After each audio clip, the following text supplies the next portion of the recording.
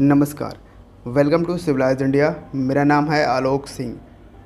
और देखिए दोस्तों, आने वाले 2-3 महीने एक स्टूडेंट्स के लिए काफ़ी इम्पोर्टेंट साबित होने वाला है, क्योंकि इन महीनों में काफ़ी सारे एग्ज़ाम्स कंडक्ट किए जाएंगे। जैसे बिहार के पीसीएस एग्ज़ाम्स की बात करें, यूपी के पीसीएस एग्ज़ाम्स की बात करें, मध्य प्रदेश के पीसीएस एग्ज़ाम्स की बात करें, तो ये सब लिए जाने वाले हैं जून के महीने में।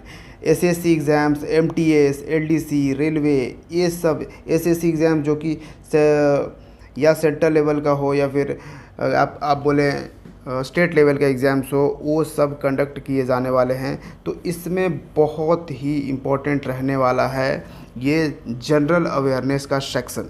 जी हाँ, जनरल अवेयरनेस के सेक्शन में आपका साइंस भी आता है, और साइंस बहुत ही इम्पोर्टेंट सब टॉपिक्स होता है, क्योंकि इससे बहुत ज़्यादा टफ क्वेश्चंस नहीं पूछे जाते हैं इन एग्ज़ाम्स में। ठीक है, और जो क्वेश्चन पूछे जाते हैं उनमें कन्फ्यूज़न ना हो, उसको बेहतर तरीके से ढंग से पढ़ने के लिए, बेहतर तरीके से वो हमारे माइंड में सेट हो, इसके लिए मैं ये वीडियो लेकर आ रहा हूँ। तो हम साइंस से 30 बेस्ट एमसीक्यू डिस्कस करेंगे काफ़ी डिटेल में। तो आपको बस इत्मीनान से बैठना है और पूरा का पूरा वीडियो देखना है, तभी ये बेनिफिट दिखेगा आपके एग्ज़ाम हॉल में। और इसी पर्टिकुलर वीडियो में हम साइंस के तीनों सेक्शन फिजिक्स, केमिस्ट्री, बायोलॉजी को भी डिस्कस करेंगे। तो फिर देर किस बात की, चलिए without any further delay let's start. तो फर्स्ट क्वेश्चन है, सॉलिड एंगल का यूनिट बताना है। बहुत ही इंपॉर्टेंट रहता है एग्ज़ाम्स में। तो सॉलिड एंगल का यूनिट क्या होगा? ये होगा steradian. Option C is the correct answer. और देखिए, यूनिट से रिलेटेड काफ़ी सारे सवाल पूछे जाते हैं। वैसे मैं आपको बता दूँ, यूनिट्स जो है इसको 2 पार्ट्स में हम डिवाइड करते हैं। एक तो फंडामेंटल यूनिट्स होते हैं, ठीक है, और दूसरे कौन से होते हैं? डिराइव्ड यूनिट्स होते हैं। अब फंडामेंटल यूनिट्स में जैसे कि 7 हमारे फंडामेंटल यूनिट्स हैं। जैसे लेंथ का ले लीजिए, लेंथ का जिसका यूनिट हो जाता है मीटर। मास ले लीजिए जो कि हो जाएगा किलोग्राम जिसका यूनिट, ठीक है। फिर टाइम ले लीजिए, तो टाइम का क्या हो जाएगा? सेकंड, ठीक है। सेकंड इसका हो जाता है यूनिट। फिर है इलेक्ट्रिक करंट की अगर हम बात करें, तो इलेक्ट्रिक करंट में एम्पियर हो जाएगा इसका यूनिट। लुमिनस इंटेंसिटी, ये जो है कैंडेला, इसका होता है यूनिट। सीडी, ये सिंबल होता है सीडी, ठीक है, तो ये याद रखिएगा।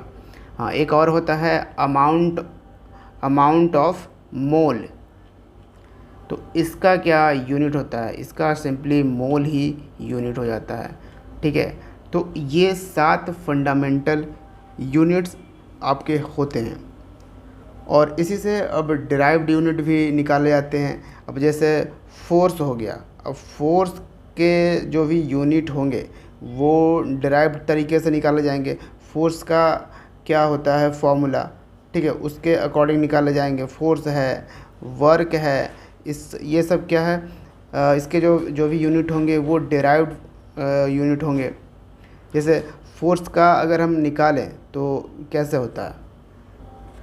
मास इनटू एक्सेलरेशन, ठीक है। अब मास यहाँ पे वही यूज़ करना पड़ेगा, इसका जो सिंबल है किलोग्राम, ये केजी हो गया। और एक्सेलरेशन जो होगा वो हो जाता है मीटर पर सेकेंड स्क्वायर, ठीक है। तो केजी मीटर पर सेकेंड स्क्वायर, जिसको आप न्यूटन भी कहते हैं, ठीक है।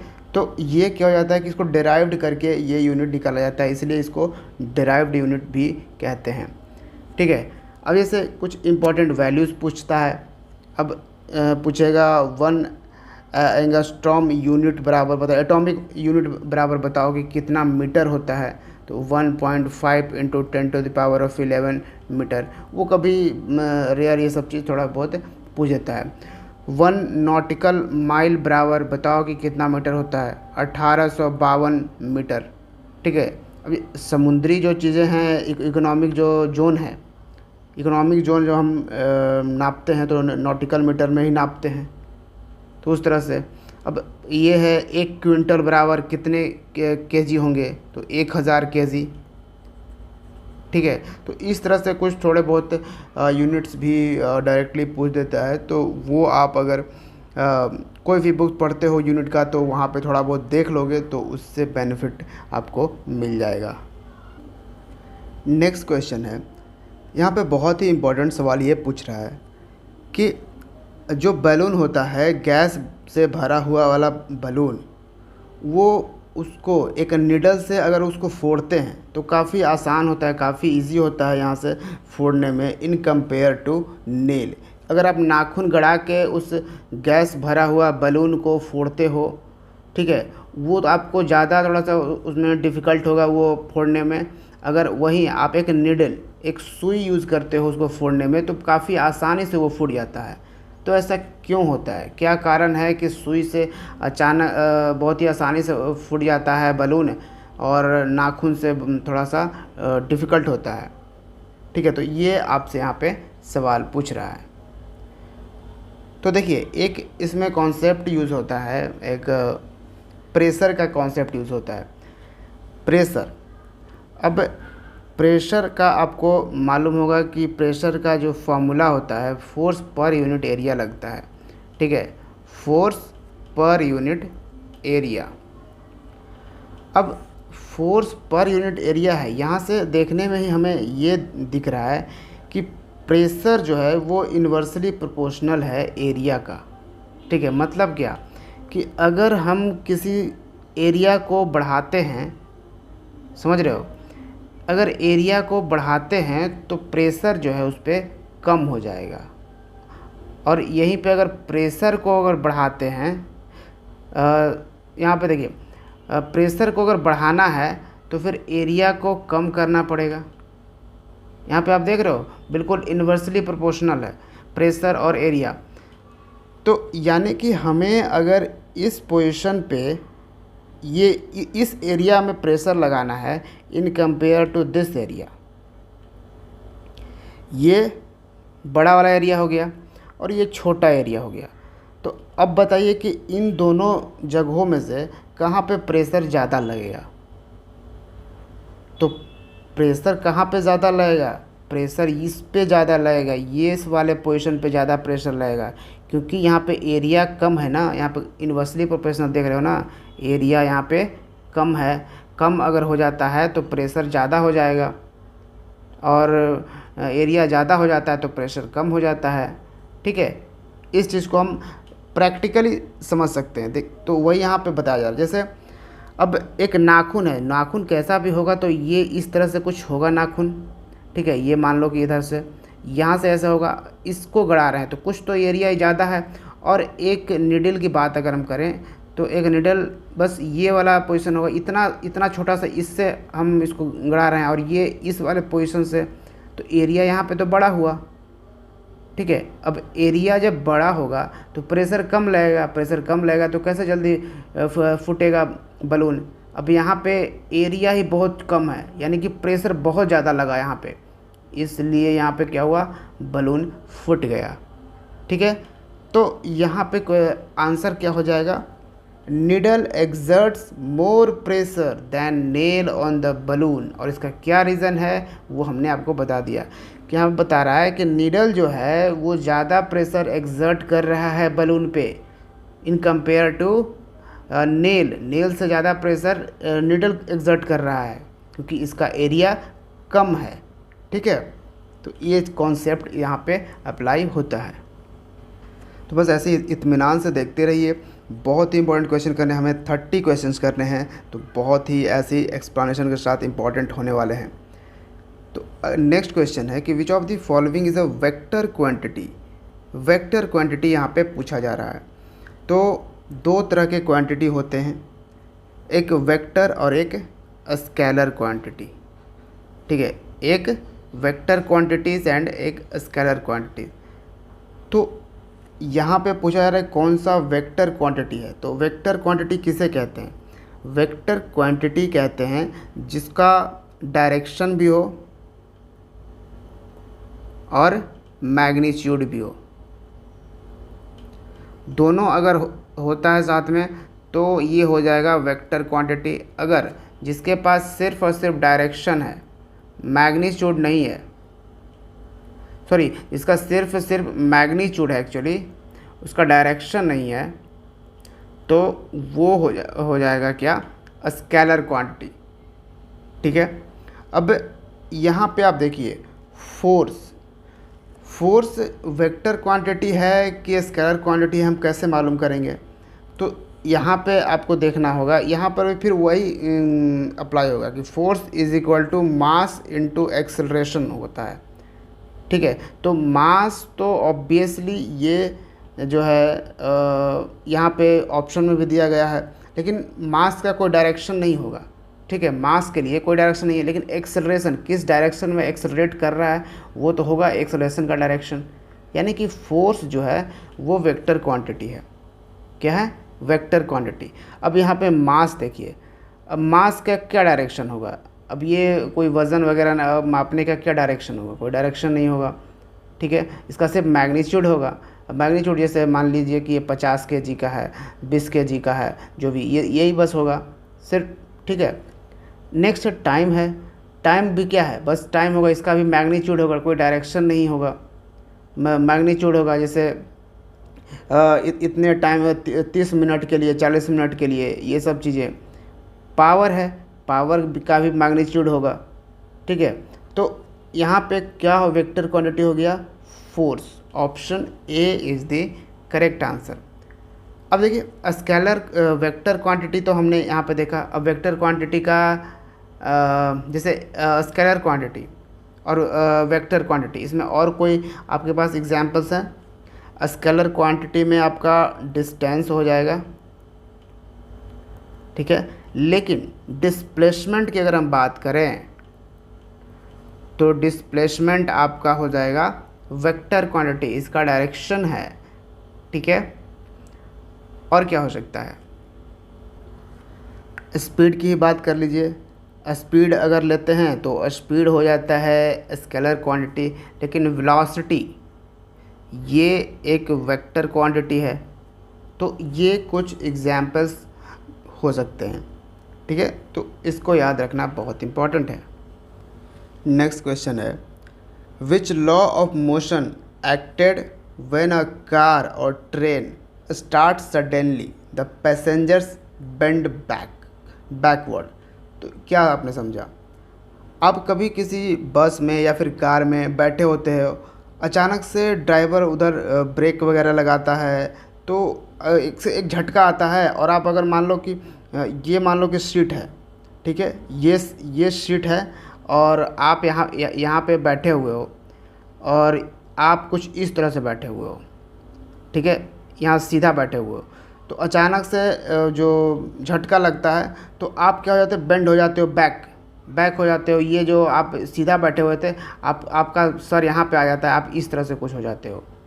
ठीक है, तो ये क्यों होता है? किस लॉ के अनुसार, लॉ किस मोशन यानी लॉ ऑफ मोशन के कारण ये होता है? ठीक है, न्यूटन्स के लॉ आपको पते होंगे।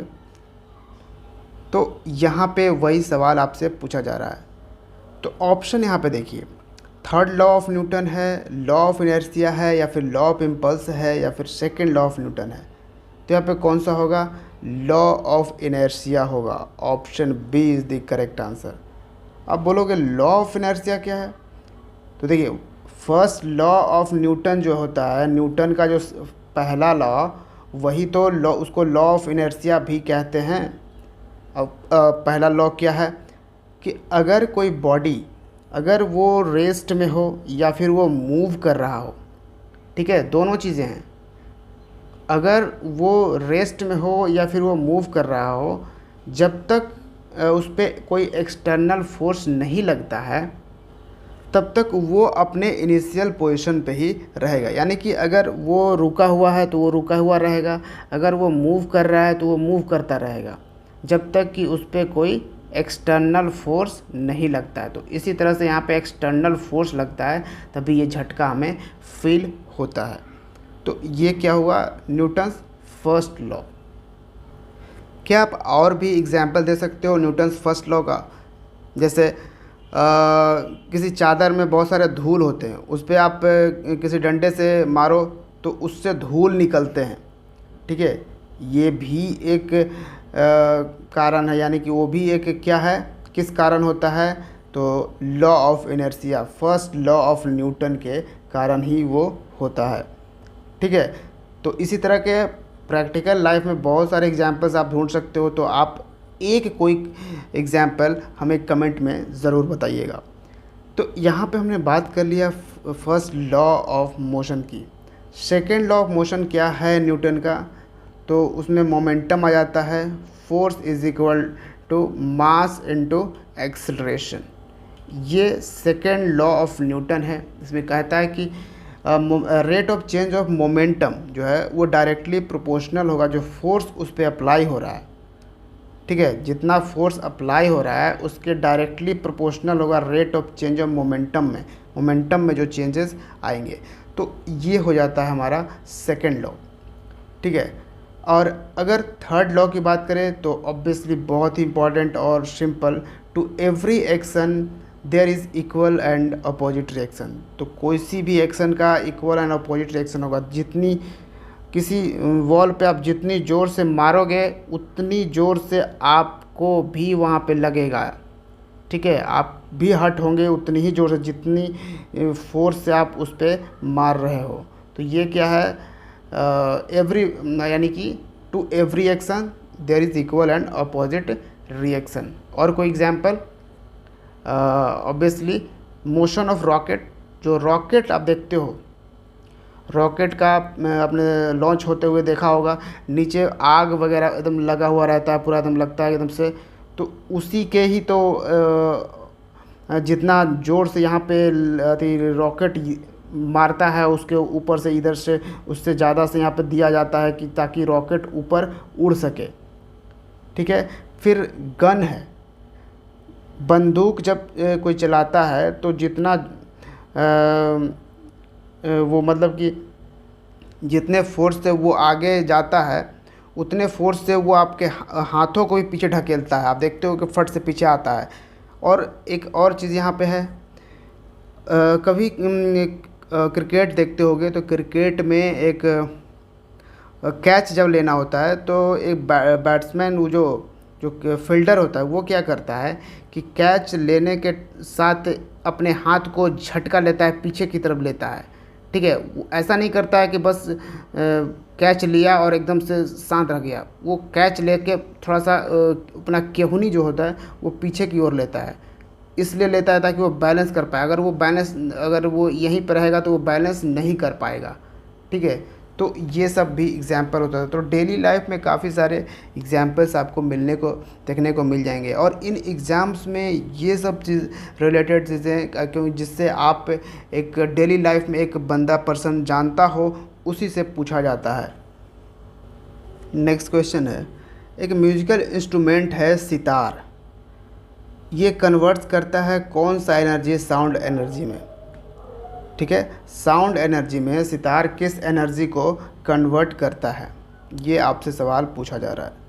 तो आंसर क्या हो जाएगा, मैकेनिकल एनर्जी को। Option D is the correct answer. और इस तरह के और भी चीज़ें होती हैं जो एग्ज़ाम से पूछे ही जाते हैं। ये जो कन्वर्ज़न है एनर्जी का, क्योंकि आपको पता होगा एनर्जी जो है वो कभी भी डिस्ट्रॉय नहीं होता है बल्कि ट्रांसफॉर्म होता है एक फॉर्म से दूसरे फॉर्म में। ठीक है, अब डायनेमो का आपसे पूछा जाए तो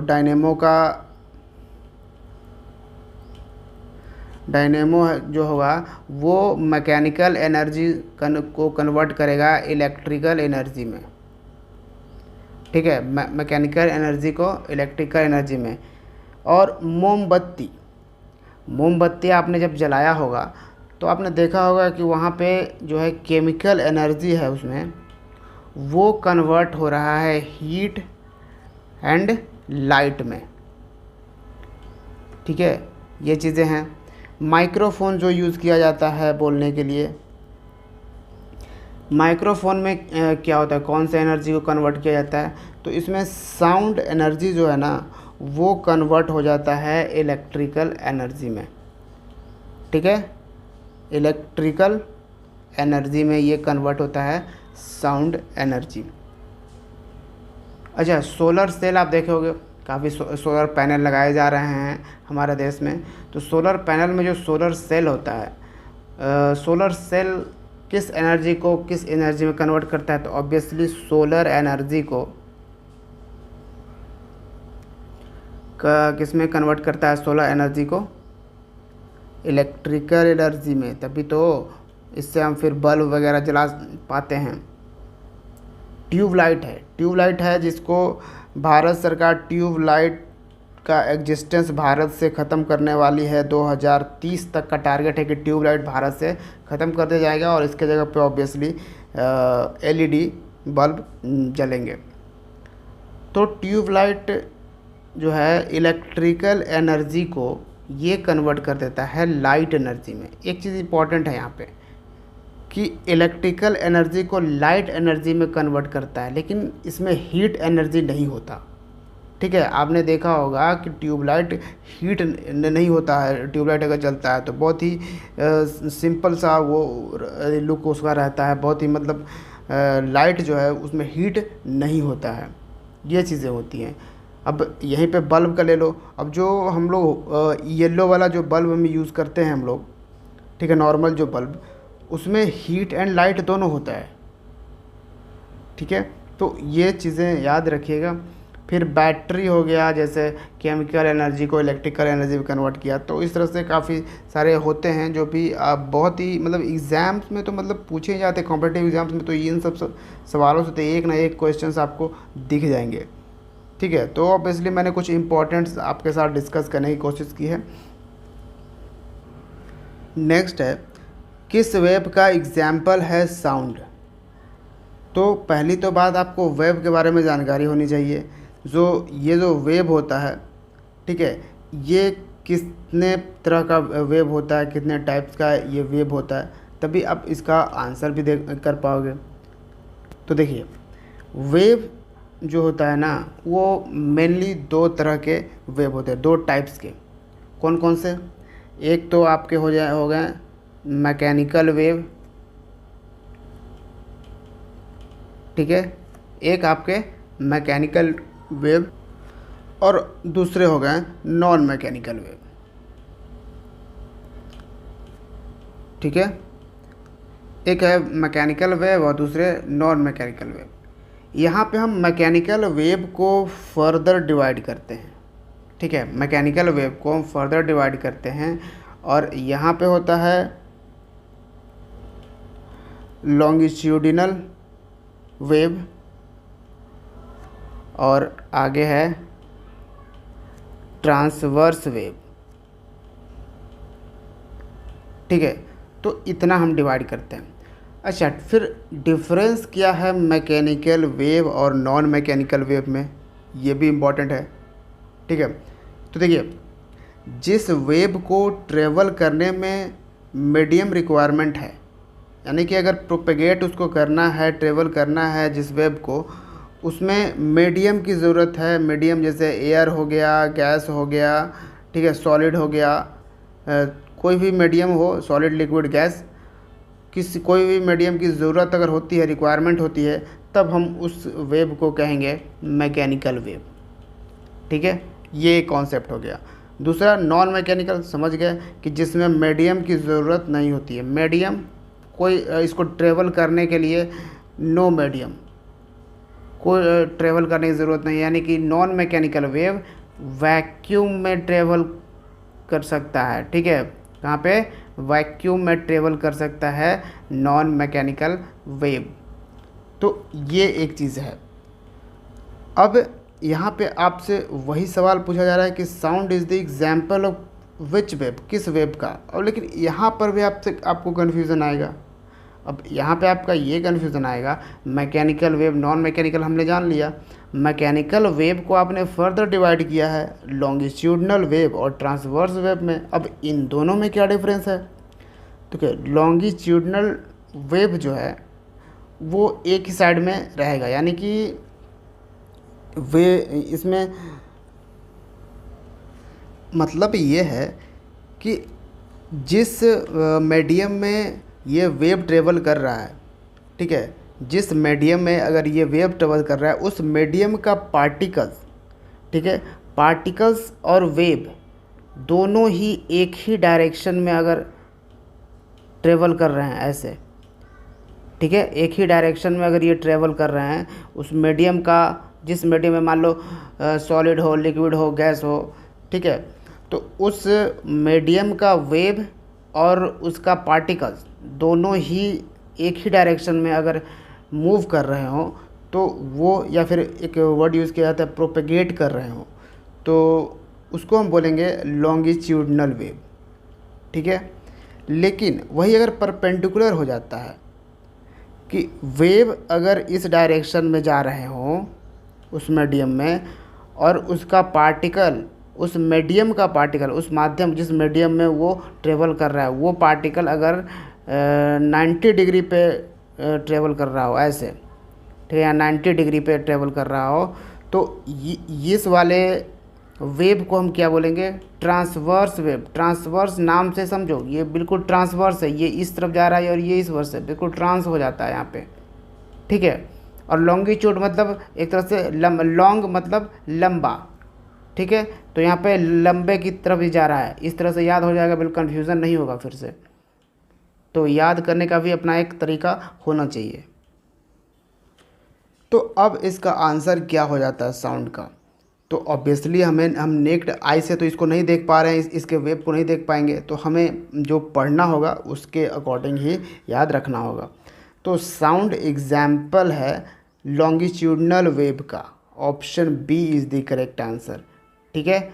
लॉन्गिट्यूडनल वेव का साउंड एग्जाम्पल है, यानी कि एक ही डायरेक्शन में इसका, वो जिस मीडियम में ट्रेवल करता है वो इस एक ही डायरेक्शन, उसका वेव भी ट्रेवल करता है और उस मीडियम का पार्टिकल भी ट्रेवल करता है, ठीक है। ये हो गया लॉन्गिट्यूडनल वेव। और जैसे अब ट्रांसवर्स वेव का क्या एग्जाम्पल होगा? ट्रांसवर्स वेव का एग्जाम्पल हो जाता है जैसे कोई बोट अगर पानी में चल रही है ना, वो एग्जाम्पल हो जाएगा ट्रांसवर्स वेव का, ठीक है। अब आपसे ओवरऑल पूछा जाएगा, अब मैकेनिकल और नॉन मैकेनिकल में बताओ कि साउंड कौन सा वेव है, तो ये मैकेनिकल वेव हो जाएगा, क्योंकि मैकेनिकल का ही पार्ट है ना लॉन्गिट्यूडनल और ट्रांसवर्स, तो मैकेनिकल वेव हो जाएगा साउंड। और नॉन मैकेनिकल वेव कौन है? जो कि वैक्यूम में ट्रेवल कर सकता है, तो लाइट। जी हाँ, लाइट को ट्रेवल करने के लिए मीडियम की ज़रूरत नहीं है। अगर मीडियम की ज़रूरत होता तो करोड़ों किलोमीटर दूर से जो सनलाइट हम तक पहुंचता है वो कैसे पहुंचता अगर ये मीडियम की ज़रूरत होता तो, ठीक है। तो ये चीज़ें हैं बहुत ही इम्पोर्टेंट।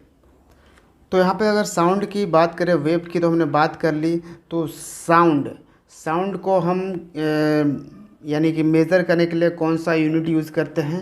डेसिबल, ठीक है। साउंड जो है वो डिपेंड करता है फ्रीक्वेंसी पे। किस चीज़ पर डिपेंड करता है? फ्रीक्वेंसी पर डिपेंड करता है साउंड, क्योंकि साउंड के फ्रीक्वेंसी से ही तो हम डिसाइड करते हैं ना कि कौन सी साउंड को हम सुन सकते हैं या नहीं सुन सकते हैं। अगर किसी साउंड की फ्रीक्वेंसी जो है 20 हर्ट्ज़, ठीक है, फ्रीक्वेंसी की यूनिट क्या होती है? हर्ट्ज़। तो 20 हर्ट्ज़ से लेकर अगर 20,000 हर्ट्ज़ तक अगर फ्रीक्वेंसी है किसी भी साउंड का, तो वो साउंड ऑडिबल है, क्योंकि वो एक नॉर्मल ह्यूमन के द्वारा वो सुन सकता है उस साउंड को, अगर वो 20 हर्ट्ज़ से लेकर 20,000 हर्ट्ज़ तक है वो साउंड। एक और होता है जो अगर 20 हर्ट्ज़ से कम साउंड है, इससे अगर 20 हर्ट्ज़ से कम अगर साउंड हो जाता है तो क्या ये हम सुन पाते हैं? नहीं, हमारा जो ईयर है वो हम नहीं सुन पाएंगे इतने कम साउंड को, और इसको हम बोलते हैं इंफ्रासोनिक, ठीक है, इसको हम इंफ्रासोनिक बोलते हैं। ये ऑडिबल यहाँ पे होता है। और अगर यहीं पे 20,000 हर्ट्ज़ से भी अगर ज़्यादा हो जाता है तो भी हम नहीं सुन पाएंगे, यानी कि 20 हर्ट्ज़ से कम अगर साउंड रहता है तो भी हमारा जो ईयर है वो नहीं सुन पाएगा। और 20,000 हर्ट्ज से भी ज़्यादा अगर हो जाता है तो भी हमारा ईयर नहीं सुन पाएगा। ठीक है, 20,000 हर्ट्ज से अगर ज़्यादा हो गया तो उसको क्या बोलते हैं? उसको बोलते हैं अल्ट्रासोनिक। ठीक है, क्या बोलते हैं? अल्ट्रासोनिक, जो कि 20,000 हर्ट्ज से भी ज़्यादा फ्रीक्वेंसी वाला साउंड होता है।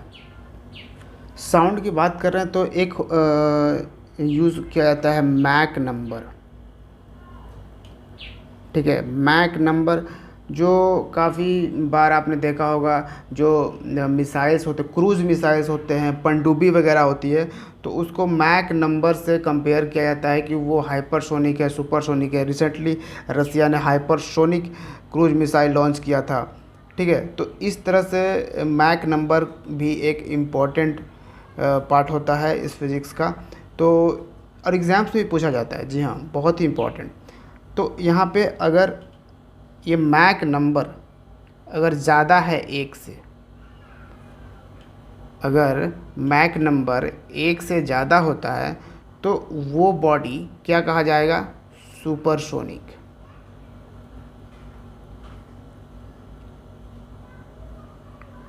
और वहीं पे उस बॉडी को 5 से अगर ज़्यादा हो जाता है, कितना से? 5 से अगर ज़्यादा होता है तो तब वो उस बॉडी को हम बोलेंगे हाइपरसोनिक।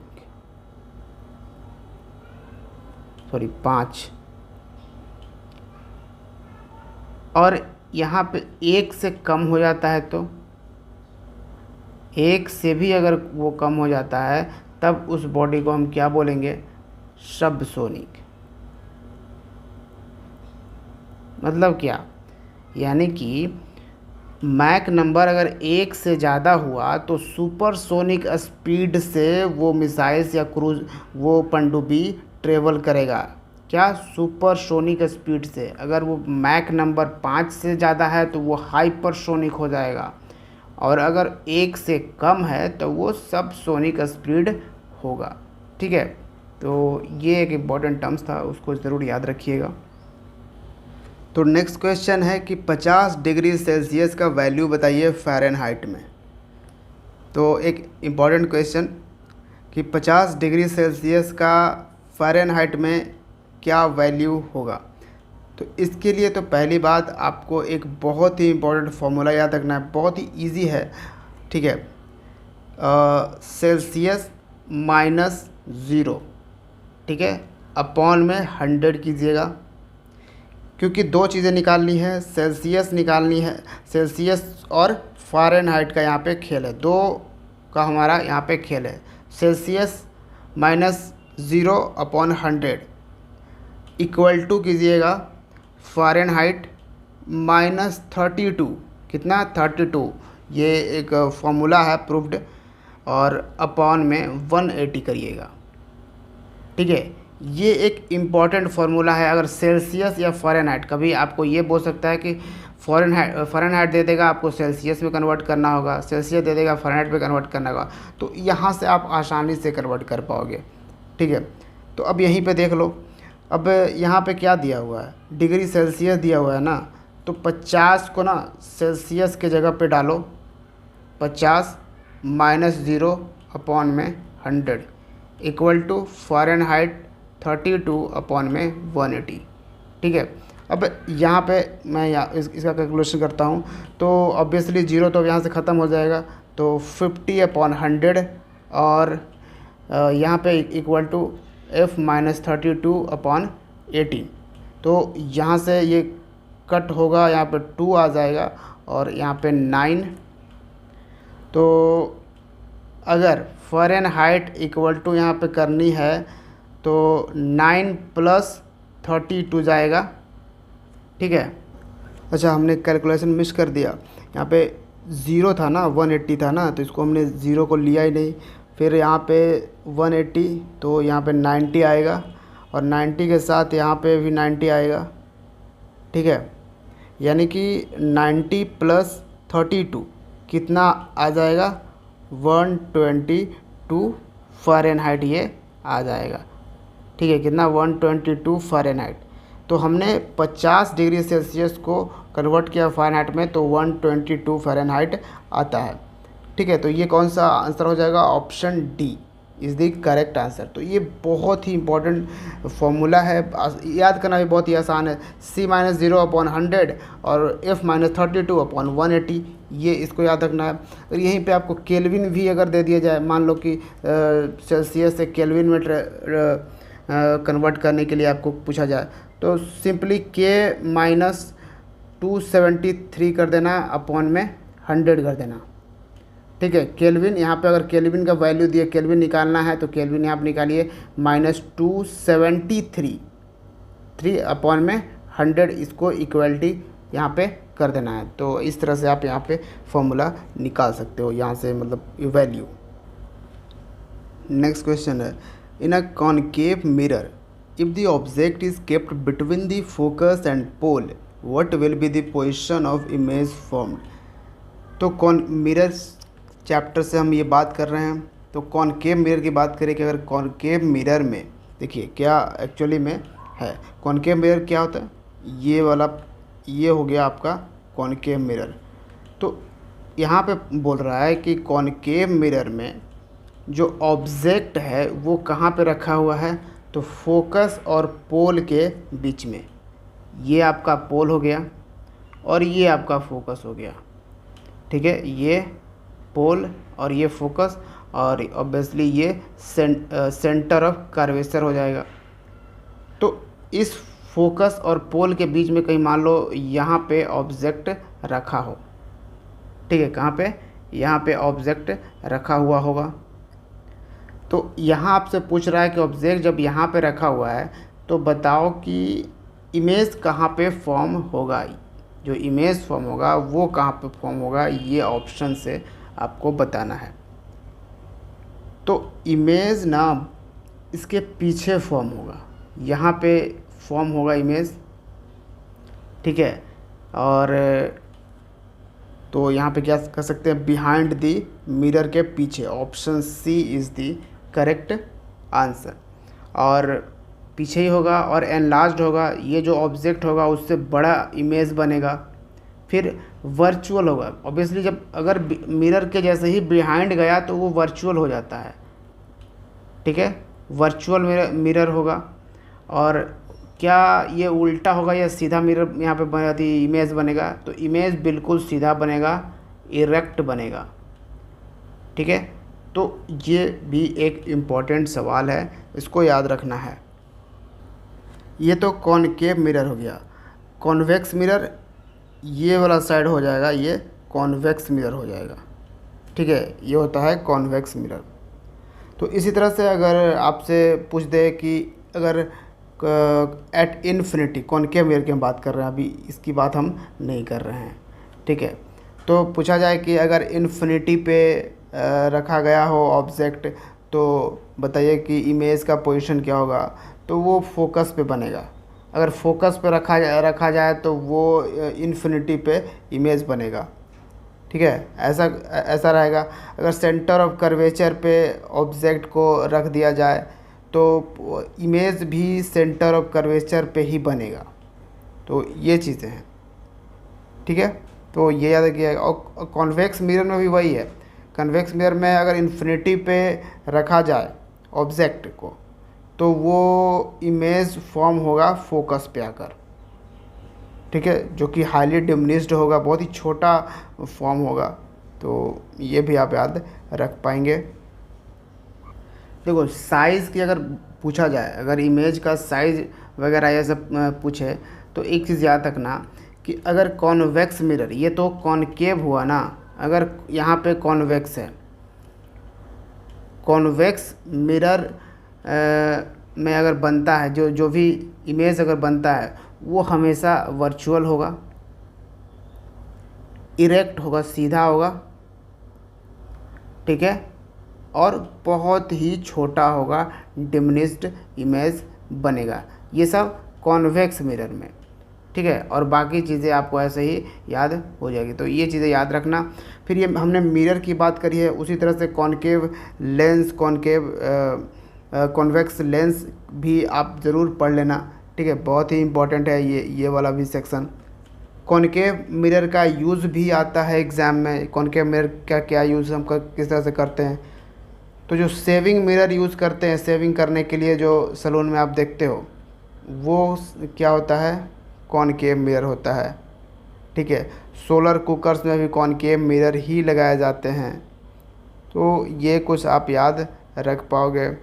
फिर जो हेडलाइट्स होता है गाड़ियों का, या फिर सर्च लाइट होता है, उन सब में कॉनकेव मिरर का ही यूज़ किया जाता है। लेकिन जो गाड़ियों में रियर व्यू जो लगाया जाता है मिरर, जो दोनों तरफ गाड़ियों मोटरसाइकिल वगैरह में दोनों तरफ जो लगा रहता है मिरर, वो कौन सा मिरर होता है? तो वो कॉन्वेक्स मिरर होता है, वो कॉनकेव नहीं होता है।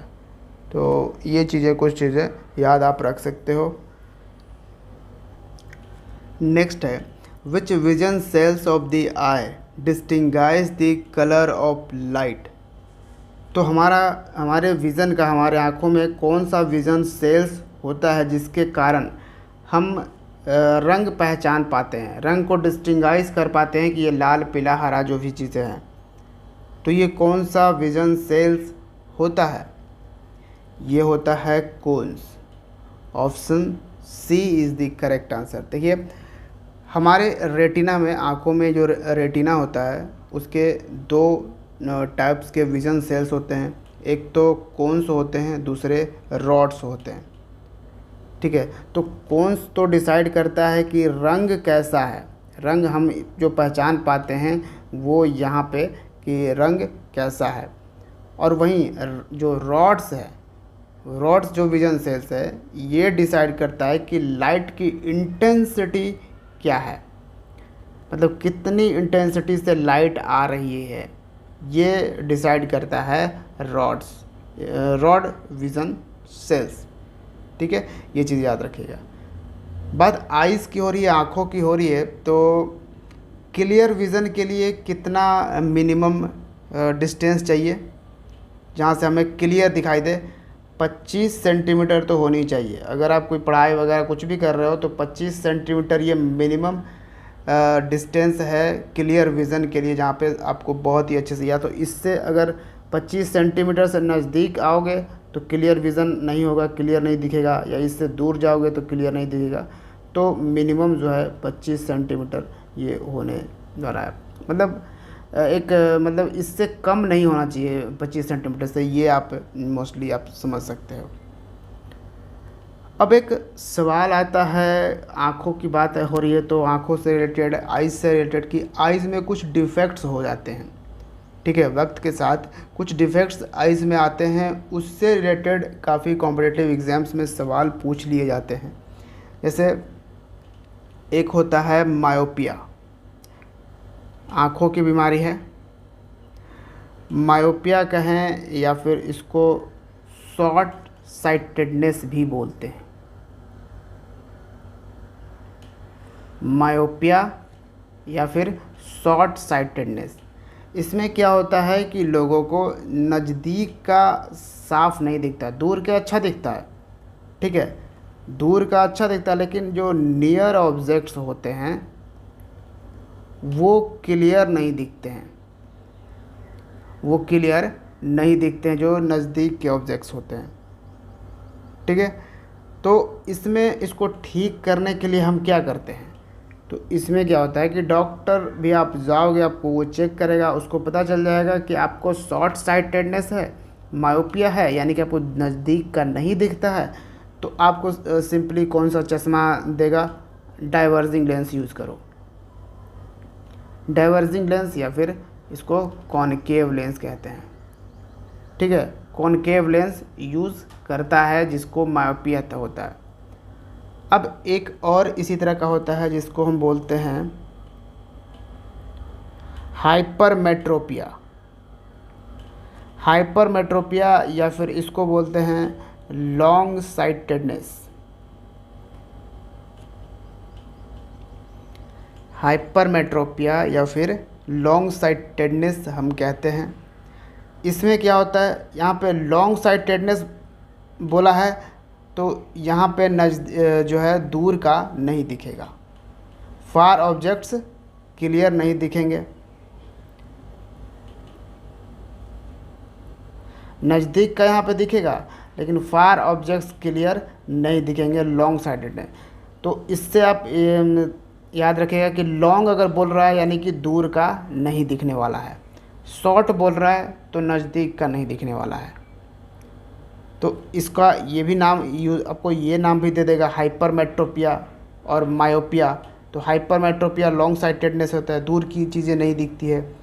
तो इसमें अब इस डिफेक्ट्स को ठीक करने के लिए डॉक्टर क्या करेगा, डॉक्टर भी जाओगे आप, वो चेक करेगा, आपको देख लेगा हाइपरमेट्रोपिया है यानी लॉन्ग साइटेडनेस है, इनको दूर का नहीं दिखता है, नज़दीक का तो दिखता है बट दूर का इन्हें नहीं दिखता है। तो इनको दे देगा क्या, कन्वर्जिंग लेंस दे देगा। उस बार कौन सा किस तरह का लेंस दिया था चश्मे में, डाइवर्जिंग लेंस दिया था, इस बार कन्वर्जिंग लेंस दे देगा। और कन्वर्जिंग लेंस कहिए या फिर कॉन्वेक्स लेंस। तो ये वाला चश्मा देगा आपके चश्मे में, ये वाला लेंस यूज़ होगा। ठीक है, ये हो गया मायोपिया और हाइपरमेट्रोपिया, ये दो मेन डिफेक्ट्स होते हैं आँखों के। लेकिन उम्र के साथ, ठीक है, मेनली बुज़ुर्गों में हम बात करें, ठीक है, तो उम्र के साथ एक और भी बीमारी आती है आँखों के लिए, उसका नाम है प्रेस बायोपिया।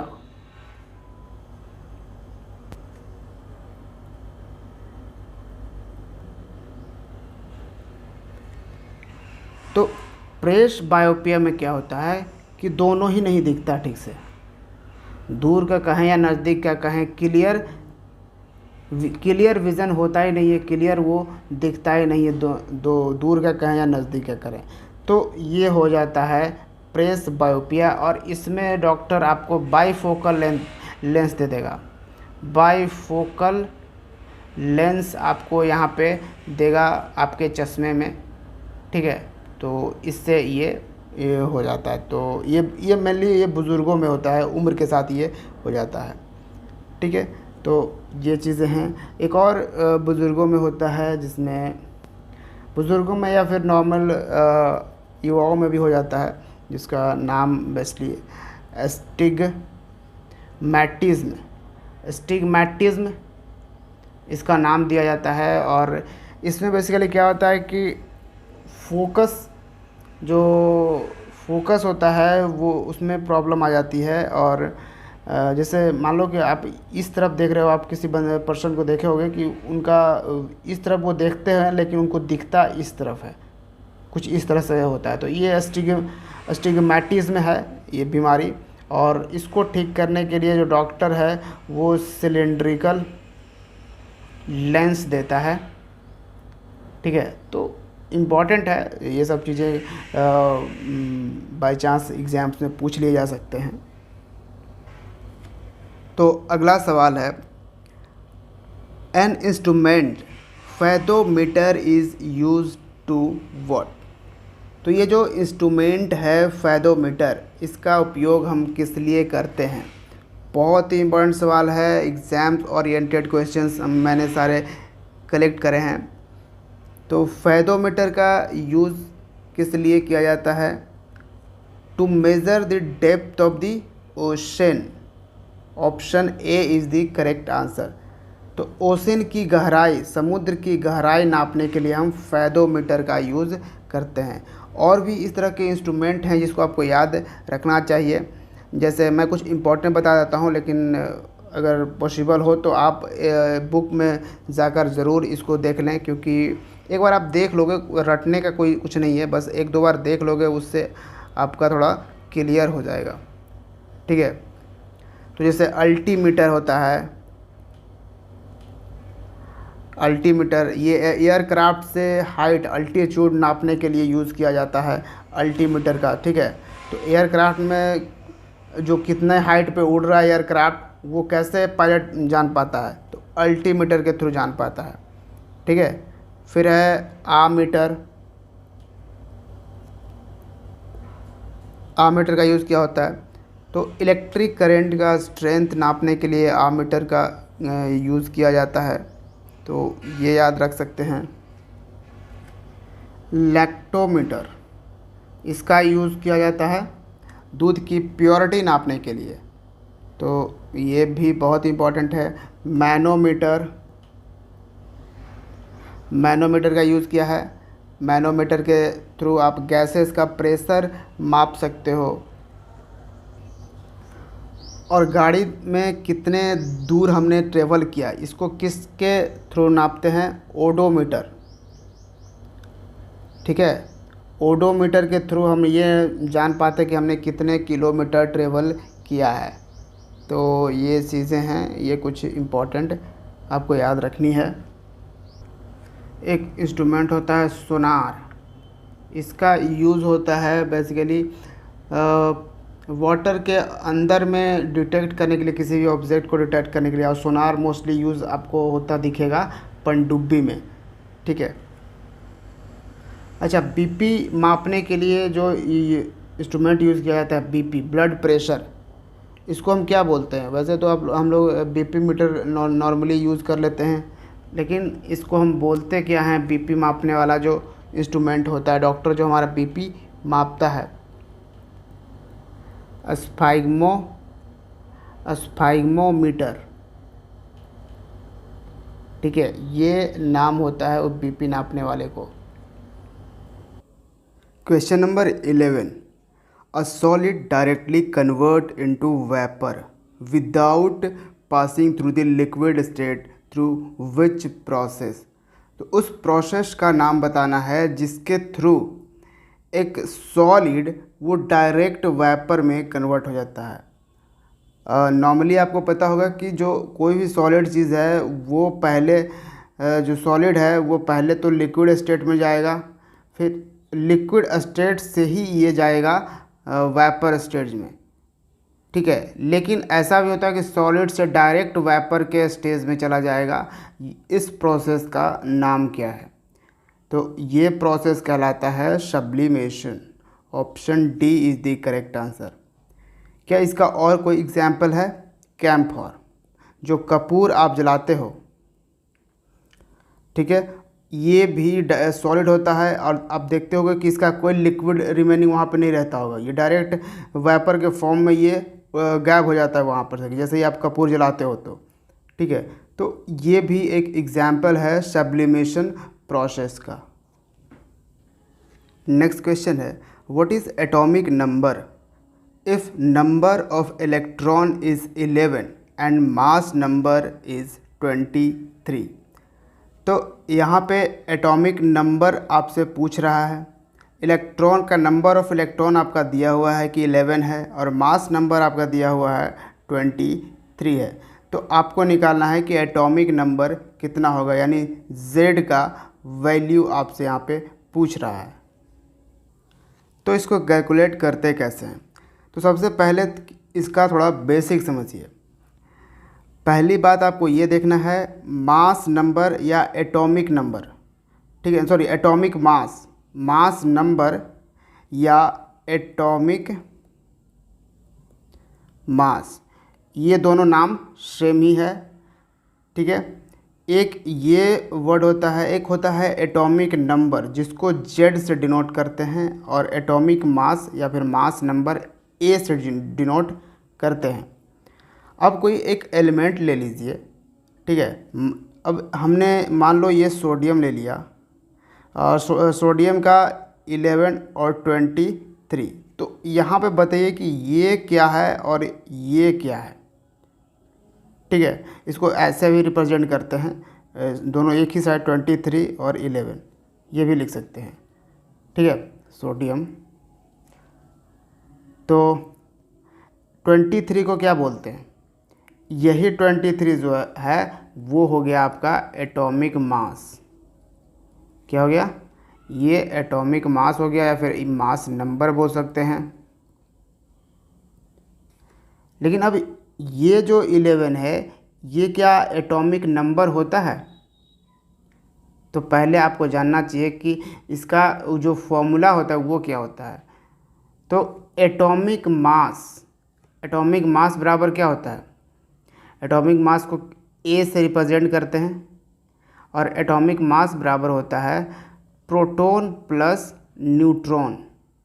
ठीक है, एक एलिमेंट में प्रोटॉन, न्यूट्रॉन और इलेक्ट्रॉन भी होता है। तो atomic mass by proton plus neutron हो गया। एटॉमिक मास आपका यहाँ पे दे दिया गया है कितना 23। क्या आपको प्रोटॉन पता है, क्या आपको न्यूट्रॉन पता है?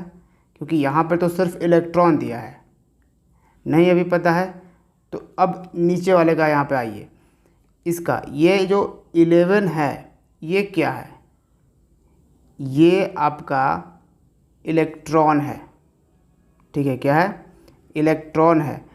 और आपको मालूम होना चाहिए कि इलेक्ट्रॉन इज़ इक्वल टू होता है प्रोटॉन के, ठीक है। Electron is equal to proton और proton is equal to atomic number यानी Z। तो यहाँ से ही आपका ये क्वेश्चन सॉल्व हो रहा है। देखिए Z का ही वैल्यू तो पूछ रहा है ना आपसे, यहाँ पे Z, तो Z का यहाँ से आ रहा है। तो बताइए कि इलेक्ट्रॉन दे दिया गया है, ठीक है, उसके बराबर प्रोटॉन होता है, तो ऐसे इस तरह से भी निकाल सकते हैं। लेकिन क्या बेनिफिट जब ऐसे ही निकल रहा है तो, ठीक है। तो electron equal to proton equal to यहाँ पे एटॉमिक नंबर होता है, यानी कि ये कितना 11। कौन सा आंसर सही हो जाएगा? Option A is the correct answer. लेकिन हर वक्त वो नहीं पूछता है, मोस्टली आपसे एग्ज़ाम्स में न्यूट्रॉन निकालने को बोलेगा, ठीक है। न्यूट्रॉन पूछेगा कि बताओ कि नंबर ऑफ न्यूट्रॉन कितने हैं। तो न्यूट्रॉन निकालने को तो प्रोटॉन यहाँ से निकल गया कि इलेक्ट्रॉन बराबर प्रोटॉन, तो इलेक्ट्रॉन हमारा दिया हुआ 11 तो बराबर प्रोटॉन, यानी कि प्रोटॉन भी 11 होगा। तो यहाँ पे हम 11 लगाएंगे। और ये न्यूट्रॉन निकालने को बोल रहा है, ठीक है। तो न्यूट्रॉन को इधर ही रहने दीजिएगा और इन न्यूट्रॉन इज़ इक्वल टू क्या हो जाएगा 23। और ये जो 11 है इधर माइनस में जाएगा, तो यहाँ पे कितना आ गया 2 1 12। यहाँ पे न्यूट्रॉन आ जाएगा, नंबर ऑफ न्यूट्रॉन 12। तो न्यूट्रॉन भी आपसे निकालने को पूछ सकता है। तो आपको बेसिकली ये मालूम होना चाहिए कि इलेक्ट्रॉन बराबर प्रोटॉन बराबर एटॉमिक नंबर होता है। और अगर बात करें एटॉमिक मास की या फिर मास नंबर की, तो एटॉमिक मास बराबर प्रोटॉन प्लस न्यूट्रॉन होता है। तो ये दोनों अगर आपके माइंड में फिट है ये फार्मूला, देन आपको इस तरह के सवाल में कोई भी प्रॉब्लम होने वाली है नहीं। The atoms of elements having the same atomic number but different mass number is known as what? तो यहाँ पे कह रहा है कि एटॉमिक नंबर जो है वो सेम होगा एलिमेंट्स का, ठीक है। एलिमेंट्स में जो एटम्स हैं उसके एटॉमिक नंबर सेम होंगे लेकिन मास नंबर डिफरेंट होंगे। इसको क्या टर्म दिया जाता है साइंस में? इसको बोला जाता है isotopes. Option A is the correct answer, ठीक है। यानी कि ये कह रहा है कि कार्बन 12 6 और फिर कार्बन 13 6 और फिर कार्बन 14 6, यानी कार्बन का ही ये तीनों आइसोटॉप्स हैं, ये हम कहना के चाह रहे हैं। तो यहाँ पे आप एक चीज़ नोटिस करोगे कि यहाँ जो एटॉमिक नंबर है, अभी डिस्कस किया एटॉमिक नंबर किसको बोलते हैं, तो एटॉमिक नंबर आप देख रहे हो वो आपको बिल्कुल सेम दिखेंगे, ठीक है। लेकिन यहाँ पे मास नंबर देखो, डिफरेंट मास नंबर यहाँ पे हैं, ठीक है। तो क्या है कि ये कार्बन का तीनों आइसोटॉप्स है, ये कहेंगे हम, ये टर्म यूज़ करेंगे आइसोटॉप्स, ठीक है। इसी तरह से और भी टर्म्स हैं इसी तरह से यूज़ होते हैं, जैसे आइसोबार्स एक है, ठीक है। क्या है? आइसोबार्स है। इसमें क्या होगा कि मास नंबर ही सेम होंगे, ठीक है। यहाँ पे मास नंबर जो है वो डिफरेंट बता रहा है ना, डिफरेंट अलग अलग मास नंबर। अगला में आइसोबार्स में मास नंबर सेम होंगे, मास नंबर, और डिफरेंट इसमें क्या होगा तो एटॉमिक नंबर डिफरेंट होगा, एटॉमिक नंबर डिफरेंट होगा। इसका कैसे इसको इस एग्जांपल कैसे ले सकते हैं, जैसे आर्गन ले लो 18, फिर ले लो पोटेशियम 19, फिर आप ले लो कैल्शियम 20। तो यहाँ पे हमें क्या देखने को मिल रहा है कि जो मास नंबर है वो सेम है, ठीक है।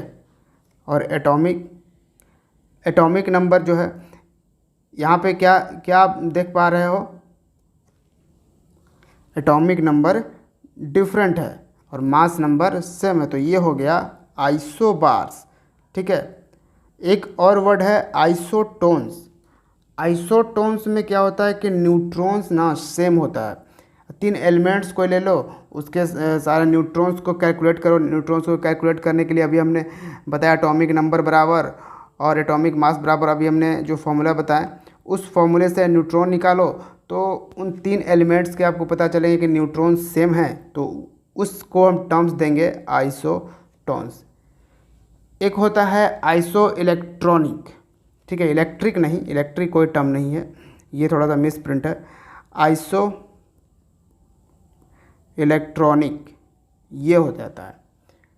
इसमें आइसो इलेक्ट्रॉनिक में क्या है कि जैसे एटम्स हो जाएंगे, मॉलिक्यूल हो जाएंगे और फिर आयंस वगैरह हो जाएंगे। ये सब जो भी है ना वो सब सेम नंबर ऑफ इलेक्ट्रॉन्स होंगे, यानी कि ये एटम्स हो, मॉलिक्यूल हो या फिर क्या आयंस हो, इन सब में जो इलेक्ट्रॉन्स होंगे वो सेम होंगे, तो आइसो इलेक्ट्रॉनिक हो गया। क्योंकि आइसो ए वर्ड को पकड़िए, आइसो का मतलब ही होता है सेम, तो यहाँ पे आइसो इलेक्ट्रॉनिक है तो इलेक्ट्रॉन यानी कि इलेक्ट्रॉन इसमें सेम होगा, आइसो होगा। ठीक है, तो ये कुछ टर्म्स इम्पॉर्टेंट होते हैं, तो इसको याद रखिएगा। नेक्स्ट है which is the most electronegative element. तो सबसे ज़्यादा इलेक्ट्रोनेगेटिव एलिमेंट कौन सा है, ये आपको ऑप्शन से बताने हैं।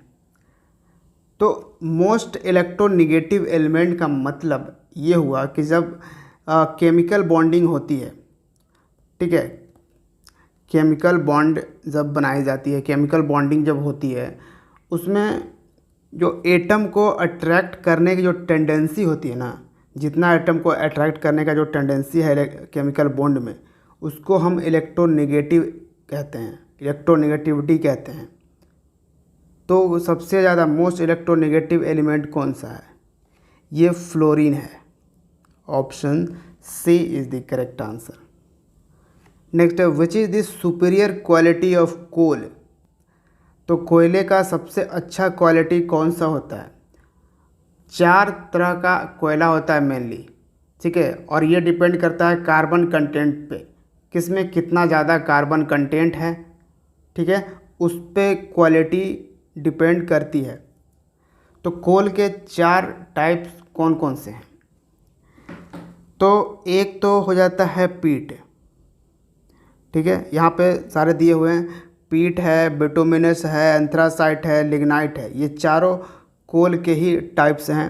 लेकिन यहाँ से आपसे बोल रहा है सबसे सुपीरियर क्वालिटी का कोल कौन सा होता है, तो सुपीरियर क्वालिटी का है anthracite. Option B is the correct answer. अब देखिए एंथ्रासाइट में जो है ना 90 से 95% तक का कार्बन कंटेंट होता है, इसलिए anthracite purest form of coal है या फिर सुपीरियर क्वालिटी ऑफ कोल आप कह सकते हो। सबसे ख़राब क्वालिटी वाला जो होता है वो होता है पीट, ठीक है, सबसे ख़राब अगर कार्बन कंटेंट है किसी में, सबसे लोवेस्ट कार्बन कंटेंट तो पीट में होता है। ये सिर्फ 50 to 60% इसमें कार्बन कंटेंट होता है। और एंथ्रासाइट के बाद कौन सबसे बेस्ट होता है, तो बिटुमिनस। सेकंड पोजीशन आपका बिटुमिनस पे आता है। फर्स्ट पे एंथ्रासाइट हो गया, सेकंड पे बिटुमिनस हो गया और लास्ट है फोर्थ पे पीट होगा, ठीक है। तो बिटुमिनस में कार्बन कंटेंट 75 to 80% आपको मिल जाएगा और जो लिग्नाइट होता है ये थर्ड पोजीशन पे आ जाता है, ठीक है, यानी लिग्नाइट में 60 to 70% आपको कार्बन कंटेंट मिलेंगे। तो ये होता है। अब जो एंथ्रासाइट वाला कोल होता है ना, ये बहुत ही मतलब जल जाता है अच्छा से, कार्बन ये पूरा जल जाता है, इसमें ज़्यादा पॉल्यूशन नहीं फैलता है एंथ्रासाइट से, ये चीज़ें यहाँ पे होती है। नेक्स्ट है rusting of iron is a chemical change which what. जब रस्टिंग आयरन को जब जंग लगता है तो ये एक केमिकल चेंज है, फिजिकल चेंज नहीं है बल्कि केमिकल चेंज है। तो आपको बताना है कि जब ये जंग लग जाता है तो इसका वेट जो है वो बढ़ता है घटता है, कोई चेंज नहीं होता है, या उसके जंग लगने के बराबर हो जाता है, क्या होता है ये पूछा जा रहा है। तो जिस आयरन में जंग लगा होगा ना उसका वेट उसके पहले से बढ़ जाएगा, इंक्रीज करेगा, increase the weight of iron. Option B is the correct answer. Next है green colour is seen in fireworks, it is due to the presence of what. तो जब भी आप पटाखे जलाते होगे तो उसमें कुछ हरे रंग का भी दिखता है, जब जलता है वो पटाखा तब ग्रीन कलर, ग्रीनिश कलर उसमें दिखता है। तो वो क्या होता है, किस कारण वो ग्रीनी कलर दिखता है पटाखों में? इसका रीज़न क्या होता है कि उसमें बैरियम प्रेजेंट होता है। ठीक है, barium. Option C is the correct answer. What is present in the marker to color the nail of the voters during the election? अब जब इलेक्शन होता है तो आप अगर वोट करने जाते हो तो जो वहाँ पे इलेक्शन लेता रहता है वो आपका नेल जो है, नेल पे एक ब्लू कलर का पॉलिश लगाता है। ठीक है, ब्लू कलर से आपका नेल कलर कर देता है ताकि आप दोबारा यहाँ पे तुरंत भर में वो ना करें, वोट ना करने आए। ठीक है, फ्रॉड वोट ना हो। तो वो जो कलर होता है उसमें क्या प्रेजेंट होता है ये आपसे पूछा जा रहा है। तो वो कलर किस चीज़ का होता है? वो होता है सिल्वर नाइट्रेट का। Option A is the correct answer. क्या? Silver nitrate. तो बहुत ही इम्पॉर्टेंट है, याद रखिएगा।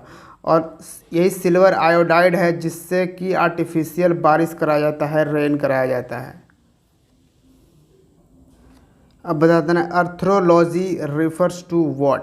अर्थ्रोलॉजी क्या होता है? अर्थ्रोलॉजी होता है study of joints. Option D is the correct answer. तो स्टडी ऑफ ग्रासेस किसको बोलते हैं? मोस्ट इम्पोर्टेंट क्वेश्चन है एग्ज़ाम पर्सपेक्टिव से। ठीक है, स्टडी ऑफ ग्रासेस क्या कहलाता है? एग्रोस्टोलॉजी। यहाँ भी वर्ड पकड़िएगा, लॉजी का मतलब होता है स्टडी। स्टडी ऑफ सेल ये किसे कहते हैं? साइटोलॉजी। और स्टडी ऑफ हार्ट किसे कहते हैं? Study of heart cardiology. ठीक है, तो जैसे ही कोई हार्ट की बीमारी होती है तो अपन लोग बोलते हैं ना कि कार्डियोलॉजिस्ट से दिखवा लो। ठीक है, तो ये याद रखिए, इस तरह के जो भी टर्म्स हैं, study of what, study of this, study of that, तो इससे रिलेटेड काफ़ी क्वेश्चंस पूछे जाते हैं। अब मैं कुछ और इम्पोर्टेंट इस तरह के स्टडी को बताऊं आपको, तो जैसे एंथोलॉजी। एंथोलॉजी क्या है? Study of flower and flowering plant के अध्ययन को हम एंथोलॉजी कहते हैं। एपीकल्चर मोस्ट इम्पॉर्टेंट है। एपीकल्चर क्या होता है? Apiculture rearing of honey bee और हनी, यानी कि मधुमक्खी का जो पालन होता है उसको हम क्या बोलते हैं? एपीकल्चर में वो आता है। इकोलॉजी एक फेमस वर्ड है। इकोलॉजी में क्या होता है? Study of inter relationship between living and their environment के बीच में जो इंटर रिलेशनशिप होता है उसकी अध्ययन को हम इकोलॉजी बोलते हैं। ठीक है, तो ये भी बहुत ही इम्पोर्टेंट होता है। एक है एटियोलॉजी। क्या है? Etiology study of causative agent of disease. किसी बीमारी का क्या कारण है उसकी अध्ययन को हम एटियोलॉजी भी कहते हैं। वैसे स्टडी ऑफ वायरस, वायरस के बारे में स्टडी को कहते हैं वायरोलॉजी। ठीक है, ये सब एक थोड़ा सा इम्पोर्टेंट टर्म्स है, तो इसको ज़रूर थोड़ा सा एक बार गो थ्रू हो लीजिएगा। किसी भी बुक्स में आपको, साइंस के बुक्स में आपको मिल जाएंगे। फिर एक होता है डर्मेटोलॉजी। डर्मेटोलॉजी क्या होता है? स्किन के बारे में स्टडी ऑफ स्किन। तो ये कुछ चीज़ें हैं, याद रखिएगा, बहुत ही इम्पोर्टेंट है। तो नेक्स्ट क्वेश्चन पे आ जाते हैं। Which is the smallest cell in the human body? तो जो मानव शरीर है उसमें सबसे स्मॉलेस्ट सेल क्या होता है? आपको पता होगा कि मिलियंस ऑफ मिलियंस सेल के मिलने से बनते हैं टिश्यू, ठीक है, और मिलियंस ऑफ मिलियंस टिश्यूज़ के मिलने से बनते हैं ऑर्गन्स, और बहुत सारे ऑर्गन्स को मिलाकर बनते हैं बॉडी, ह्यूमन बॉडी, ठीक है। तो वही आपसे पूछा जा रहा है कि जो सबसे छोटा सेल होता है ह्यूमन बॉडी का, उसको क्या बोलते हैं? तो उसका नाम है माइकोप्लाज्मा गैलीसेप्टिकम। क्या है? Mycoplasma gallisepticum. Option A is the correct answer. अब सबसे छोटा जब जान लिया तो फट से माइंड में ये आएगा कि सबसे बड़ा कौन होता है, लार्जेस्ट सेल कौन सा होता है ह्यूमन बॉडी का, ठीक है, वो होता है न्यूरॉन। नेक्स्ट है किचन ऑफ दिस सेल। किसको कहा जाता है kitchen of this cell? Cell का किचन किसे कहा जाता है? यह है chloroplast. Option B is the correct answer. आपको पता होगा, कोई भी आप अगर एक लीफ देखते हो, ठीक है, एक लीफ अगर आप देखते हो तो उसमें क्या होता है, वो ग्रीन अगर है तो उसका जो ग्रीन पिगमेंट है वो किसके कारण होता है? क्लोरोप्लास्ट के कारण वो ग्रीन पिगमेंट होता है किसी भी पत्ते का, ठीक है, क्या? क्लोरोप्लास्ट। और यही क्लोरोप्लास्ट है जो इन्वॉल्व होता है, जो शामिल होता है जब एक पौधा फोटोसिंथेसिस कर रहा होता है।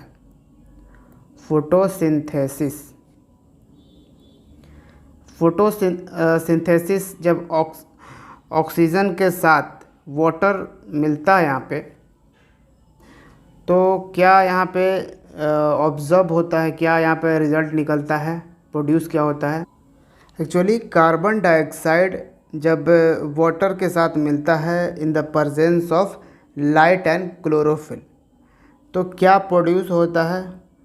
ग्लूकोज, वाटर और ऑक्सीजन, ठीक है, ये प्रोड्यूस होता है फोटोसिंथेसिस प्रोसेस के द्वारा। तो क्लोरोप्लास्ट जो है वो ही होता है ये ग्रीन पिगमेंट जो इन्वॉल्व होता है फोटोसिंथेसिस में। तो ये इम्पॉर्टेंट है। इस तरह से एक आध दो और क्वेश्चन बनते हैं, जैसे किचन ऑफ दिस सेल यहाँ पे पूछा गया। वैसे अगर आपसे पूछूं कि power house of this cell, बताओ कि power house of this cell किसे कहा जाता है? तो सिंपली आपका होगा माइटोकॉन्ड्रिया, ठीक है। ये सब पार्ट्स हैं सेल में प्रेजेंट होते हैं ये माइटोकॉन्ड्रिया। फिर एक और है जैसे control room of the cell, ये किसे कहा जाता है control room of the cell? Nucleus को, NUCLEUS, न्यूक्लियस। तो ये कहा जाता है कंट्रोल रूम। तो ये कुछ टर्म्स हैं, इसको याद रखना है। Who was the first to coin the term genetics? Genetics term को कॉइन करने वाले पहले व्यक्ति कौन थे? तो देखिए जेनेटिक्स होता क्या है, एक तरह से ये हेरिडिटरी प्रोसेस है, यानी कि हेरिडिटरी अपने फादर से, अपने ग्रैंडफादर से जो हेरिडिटरी आई है, वंश के साथ जो भी आई है, वो जेनेटिक्स प्रोसेस के थ्रू आता है। और कभी कभी ये वर्ड यूज़ करते हुए सुना होगा जेनेटिकल डिसऑर्डर है, यानी कि कुछ ऐसा है जो ख़ानदानी, कुछ बीमारी ऐसे भी होते हैं जो ख़ानदानी चलते आते हैं, ठीक है, तो उसको वो जेनेटिकल डिसऑर्डर यूज़ किया जाता है वर्ड। तो जेनेटिक्स, इसको सबसे पहले इस वर्ड का यूज़ किया है डब्ल्यू वॉटसन ने। Option A is the correct answer. किसने किया है? डब्ल्यू वॉटसन ने। इस तरह से कुछ और भी वर्ड को रिलेटेड क्वेश्चंस पूछ दिए जाते हैं। अब जैसे ऑप्शन में ही देख लीजिए, वोल्टेयर। वोल्टेयर ने एक वर्ड को कॉइंड और किया था जिसका नाम है क्रोमोज़ोम,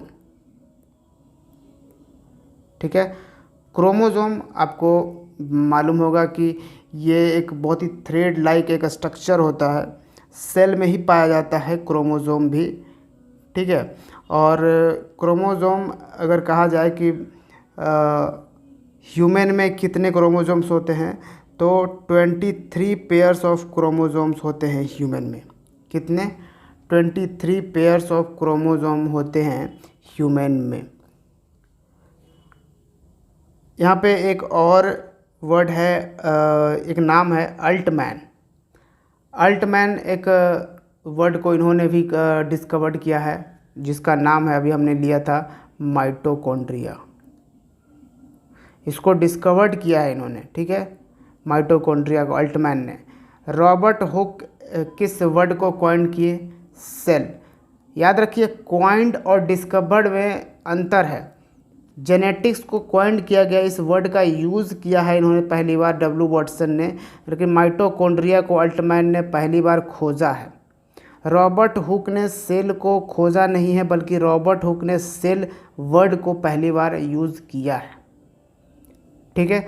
कुछ इस तरह से कंफ्यूजिंग वर्ड यूज़ होते हैं, तो इसको याद रखिएगा। जैसे एक है लाइजोसोम, ये सब आपको सेल में ही पाया जाता है। इतने सारे चीज़ें आपको सोचिए सेल में पाया जाता है। सबसे स्मॉलेस्ट यूनिट ऑफ बॉडी का सबसे स्मॉलेस्ट यूनिट बोला जाता है सेल को, और सेल में इतनी सारी चीज़ें आपको मिलेंगे। लाइजोसोम जिसको डिस्कवर्ड किया है डी डुवे ने, ठीक है। वैसे ही एक आ जाता है सेंट्रोजोम।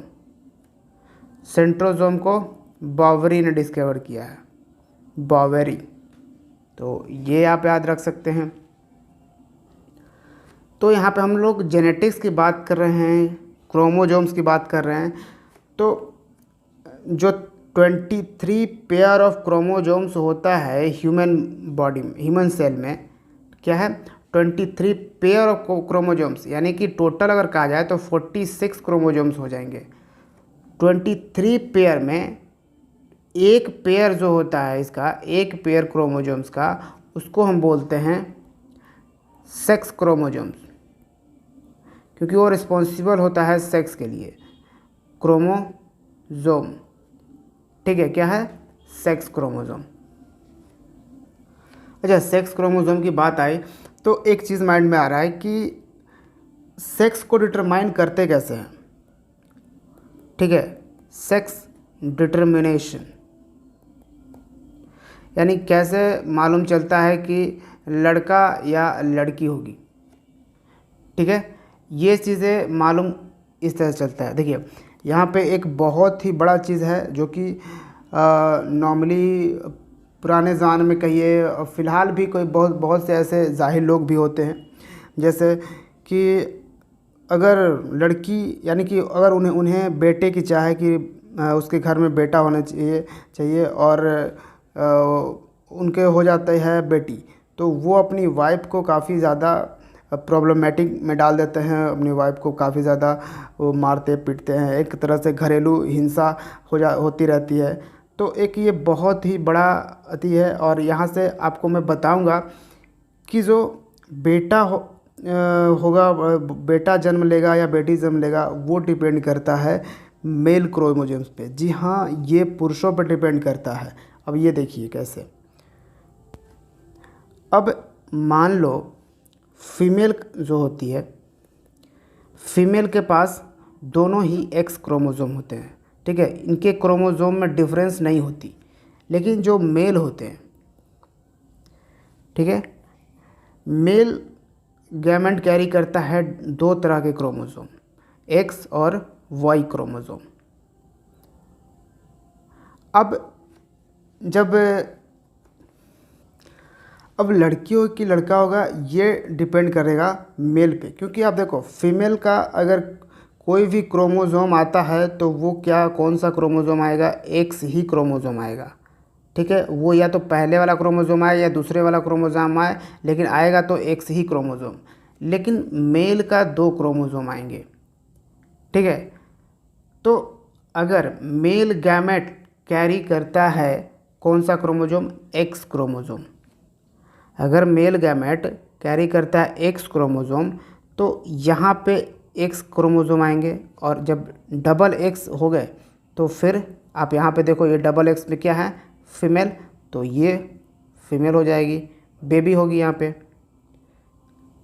वहीं पे फिर यहाँ पे देखिए फीमेल का तो फिर दूसरा भी अगर आता है तो एक्स ही क्रोमोसोम आएगा। मेल का दूसरा जब आता है तो ये वाई क्रोमोसोम आ जाएगा।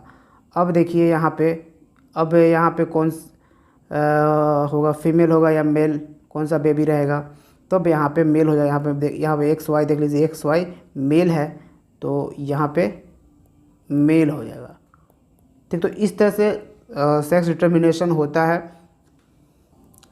मतलब फीमेल की एक्स क्रोमोसोम और मेल का जो क्रोमोसोम है, मेल गैमेट जो है वो वाई क्रोमोसोम को कैरी कर के ला रहा है, और उसने फर्टिलाइज़ किया फीमेल की एक्स क्रोमोसोम को, ओवा। ठीक है, ओवा को फर्टिलाइज़ किया, उसके बाद जो जायगोट डेवलप होगा वो क्या होगा, वो जायगोट डेवलप होके मेल बनेगा, यानी कि ही बेबी होगा। नेक्स्ट है which of the following is scientific name of rice. तो चावल का साइंटिफिक नाम आपसे यहाँ पे पूछा जा रहा है, तो ये कौन सा होगा, Oryza sativa. Option D is the correct answer. जब राइस का ओरिजा सैटिवा है, बॉस इंडिकस जो साइंटिफिक नेम है वो किसका है, गाय का, काव। और पाइसम सैटिवम ये पी, मटर का।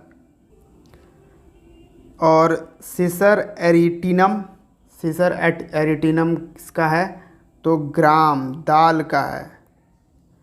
ठीक है, तो चावल तो हो गया।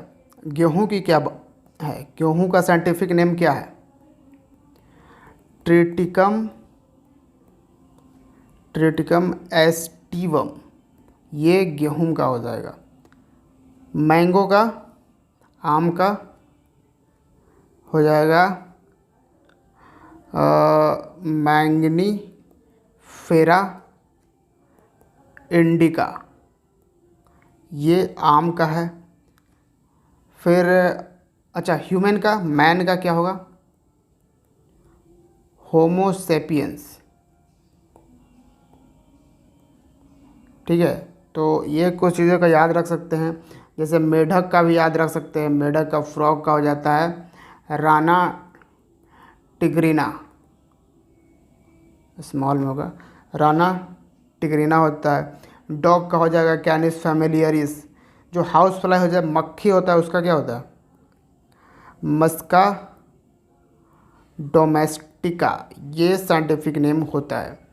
तो ये कुछ इम्पॉर्टेंट साइंटिफिक नेम हैं जो पूछे जा सकते हैं, वो याद रखिएगा। और बाकी और भी बहुत सारे लिस्ट इसके दिए रहते हैं बुक्स में, तो वहाँ से भी आप इसको कवर कर सकते हो।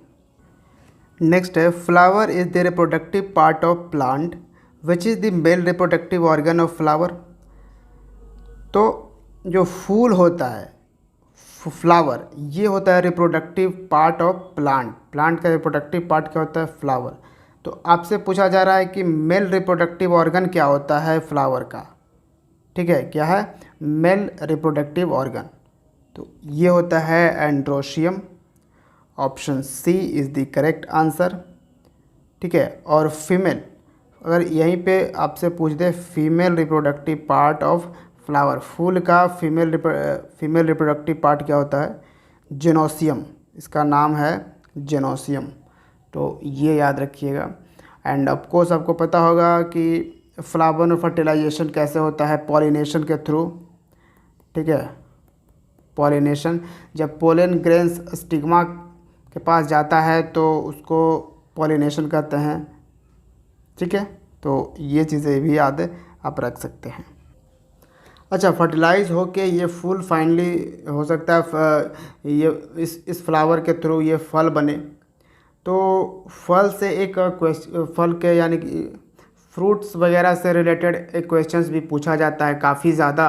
कॉम्पिटिटिव एग्जाम्स में आप देखोगे तो पूछा जाएगा, कोई भी फ्रूट्स दे देगा, उसका एडिबल पार्ट्स आपसे पूछेगा। क्या है एडिबल पार्ट, कि उसका खाने योग्य पार्ट क्या होता है। ठीक है, तो अब इसमें जैसे कहें मैंगो का, आम का खाने योग्य पार्ट कौन सा है, दो चार ऑप्शन दे देगा, आपको उससे सेलेक्ट करना होता है। तो इसका हम बोलते हैं मेज़ोकार्प, इसके हम मेज़ोकार्प खाते हैं। ठीक है, उसी तरह से पपाया है, पपाया पपीता हो जाता है। ठीक है, तो पपाया भी यही है मेज़ोकार्प, इसका भी मेज़ोकार्प ही हम खाते हैं, तो ये याद रखिएगा। और गुआवा आपसे पूछे तो अमरूद, तो इसके हम पूरे पार्ट को खाते हैं, यानी एंटायर पार्ट इसका होता है, इसका एंटायर पार्ट ही लिखा जाता है, एंटायर पार्ट ही हम इसको खाते हैं। अब आपसे पूछे केले का बताओ, बनाना का कौन सा पार्ट हम खाते हैं, तो ये भी होता है, ये दो पार्ट होता है, मेज़ोकार्प और इसका एंडोकार्प। ठीक है, मेज़ोकार्प और एंडोकार्प होता है, तो ये आप याद रख सकते हो। फिर जैसे पूछा जाएगा लीची का भी पूछ सकता है, तो लीची का क्या बताओगे, फ्लेशी एरिल। ठीक है, फ्लेशी एरिल होता है इसका खाने योग्य पार्ट, एडिबल पार्ट। ये चीज़ें हैं। टमाटर की अगर हम बात करें, टोमेटो, इसका कौन सा पार्ट हम खाते हैं, तो इसका तो पेरिकार्प, ठीक है, और प्लासेंटा, पेरिकार्प और प्लासेंटा, तो ये कुछ चीज़ों के दो पार्ट हैं। तो इस तरह से आप कुछ ये इम्पोर्टेंट खाने योग्य फल्स के नाम को याद रख सकते हैं। एप्पल का हम क्या खाते हैं, सेब का, इसका होता है फ्लेशी थैलमस। ठीक है, क्या फ्लेशी थैलमस होता है, तो ये भी आप याद रख सकते हो।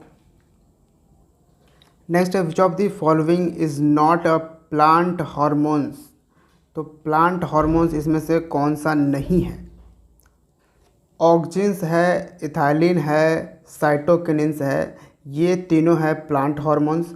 लेकिन हाइपोथैलेमस जो है वो है ह्यूमन, यानी कि एनिमल, प्लांट एंड एनिमल में हम डिवाइड करते हैं, तो एनिमल हार्मोन्स है थैलेमस। ठीक है, तो हार्मोन से रिलेटेड क्वेश्चंस भी आते हैं, तो उसको भी ज़रूर पढ़िएगा। नेक्स्ट है which of the following enzymes present in the gastric juice of stomach, तो स्टोमक में गैस्ट्रिक जूस पाया जाता है, इसमें कौन सा एंजाइम प्रेजेंट होता है ये बताना है। तो इसमें दो तरह के एंजाइम प्रेजेंट होते हैं इस गैस्ट्रिक जूस में, पेप्सिन और रेनिन। क्या पेप्सिन और रेनिन प्रेजेंट होता है, यानी ऑप्शन कौन सा सही हो जाएगा, both A and B, option D is the correct answer. Next है which of the following is a chemical name of vitamin A, तो विटामिन ए के जो केमिकल नेम है वो बताना है, तो ये हो जाएगा tocopherol, option C is the correct answer.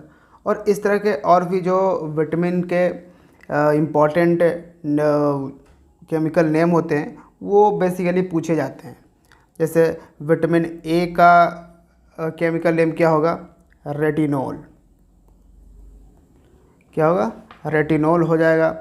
फिर विटामिन बी वन का थायमिन हो जाएगा। विटामिन सी के क्या होंगे केमिकल नेम, ये आपको बताना है, एस्कॉर्बिक एसिड, ठीक है, ये विटामिन सी के हो जाएंगे। विटामिन डी का क्या होगा? विटामिन डी का केमिकल नेम कैल्सीफेरॉल। ठीक है, तो इस तरह से कुछ इम्पॉर्टेंट हैं। विटामिन के का क्या है? विटामिन के ये आपके हो जाएंगे फिलोक्विनोन। फिलोक्विनोन होते हैं विटामिन के केमिकल नेम, तो आप यहाँ पे याद रख सकते हो। अच्छा, आप इसको विटामिन पढ़ सकते हो, कोई प्रॉब्लम नहीं है। विटामिन पढ़ सकते हो, ये भी कोई प्रॉब्लम नहीं है। ठीक है, आप विटामिन भी पढ़ सकते हो। नेक्स्ट है, which organ of the body is affected by the disease tuberculosis. जब टीबी हो जाता है किसी पर्सन को, तो उसके बॉडी का कौन सा ऑर्गन अफेक्ट करता है? ये होता है लंग्स। जी हाँ, लंग्स अफेक्ट करता है। Option B is the correct answer. तो इस तरह के भी सवाल काफ़ी ज़्यादा पूछे जाएंगे कि और भी डिजीज़ के नाम आपको बता दिए जाएंगे, बताइए कि ये बॉडी का किस पार्ट्स को अफेक्ट करता है। ठीक है, जैसे पायरिया। ठीक है, पायरिया होता है, ये दांतों में मसली होता है, तो इसको गम्स, ठीक है, मसूड़ों में ये अफेक्ट करता है। एक होता है स्लीपिंग सिकनेस। तो बताइए कि स्लीपिंग सिकनेस कौन से पार्ट को अफेक्ट करता है?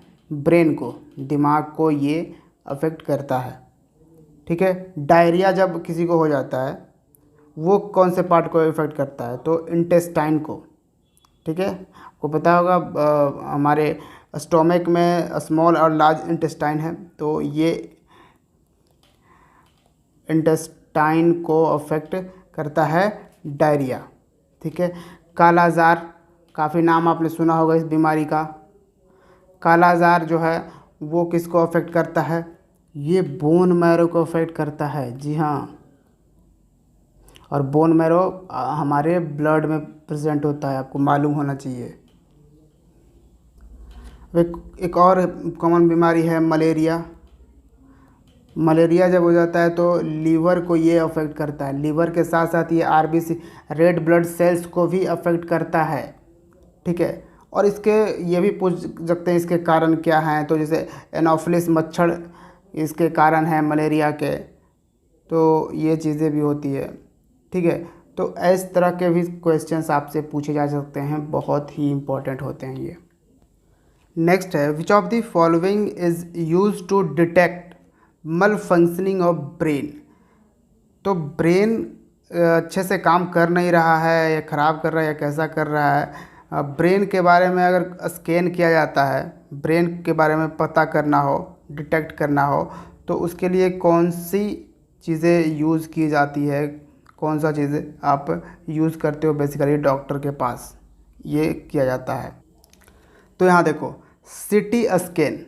सीटी स्कैन यानी कंप्यूटेड टोमोग्राफी स्कैन, ये किया जाता है पूरे बॉडी में एबनॉर्मलिटीज़ फंक्शनिंग को इन्वेस्टिगेट करने के लिए। सीटी स्कैन पूरे बॉडी, होल बॉडी को सीटी स्कैन किया जाता है।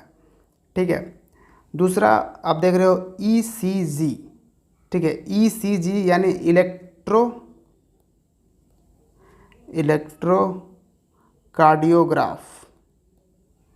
क्या इलेक्ट्रोकार्डियोग्राफ, इसको ईसीजी बोलते हैं। तो ईसीजी जब हम कराते हैं तो किसके लिए? तो हार्ट के लिए। ठीक है, दिल को चेक करने के लिए, हार्ट को चेक करने के लिए इलेक्ट्रोकार्डियोग्राफ कराते हैं, ईसीजी कराते हैं। और ईईजी, देखिए ईसीजी और ईईजी, इसमें बिल्कुल कंफ्यूज नहीं होना है। ईई जो होता है ये क्या होता है? ये आपका हो जाएगा इलेक्ट्रोएंसेफेलोग्राफ। इलेक्ट्रोएंसेफेलोग्राफ होता है जिसको ईईजी बोलते हैं। और ये किस लिए यूज़ होता है? तो मल फंक्शनिंग ऑफ ब्रेन को डिटेक्ट करने में ये काम आता है। ठीक है, तो यहाँ पे क्वेश्चन पूछ रहा है ब्रेन के लिए ही, तो ऑप्शन हो जाएगा option C is the correct answer. Next है एमआरआई। ठीक है, क्या है? एमआरआई है। एमआरआई क्या हो जाता है, इसका मतलब हो जाएगा आपका